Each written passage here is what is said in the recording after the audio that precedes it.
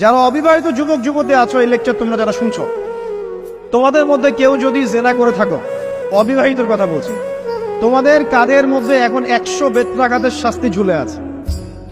সূরা নূরের 1 থেকে 3 নম্বর আয়াত পড়ে দেখবে, অবিবাহিত যুবক যুবতী যদি জেনা করে তাদের শাস্তি হচ্ছে 100 বেত্রাঘাত, তাও জনসমক্ষে, এবং এক বছরের জন্য নির্বাসন। এই বিধানগুলো যদি পৃথিবীর কোনো দেশেও না থাকে, আসমানে আছে। মরার সাথে সাথেই এই বিধান কার্যকর হবে ইনশাআল্লাহ। বাঁচার বুদ্ধি কি? একটাই উপায় আছে।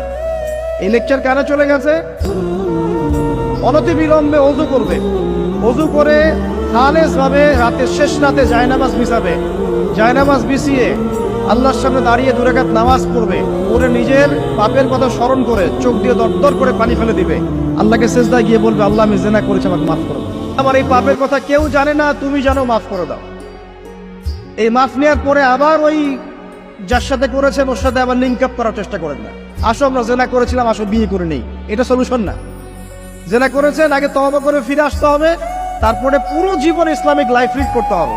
আল্লাহ যদি দেখেন যে হ্যাঁ আপনি ঠিকঠাক তওবা করে আল্লাহর পথে চলছেন, আল্লাহ তখন আপনাকে নেককার স্ত্রী দিবে ইনশাআল্লাহ। এই এই এই একমাত্র রাস্তা যুবকদের জন্য এবং যুবতীদের জন্যও। যুবকরা না হলে পার পেয়ে যেতে পারে, কারণ একটা কথা সমাজে প্রচলিত আছে না, যে ছেলে মানুষের ইজ্জত তো সহজে যায় না। গোপন হয়ে গেছে, কেউ জানে না, আল্লাহ মাফ করে দিয়েছেন, সে হয়তো পার পেয়ে গেল।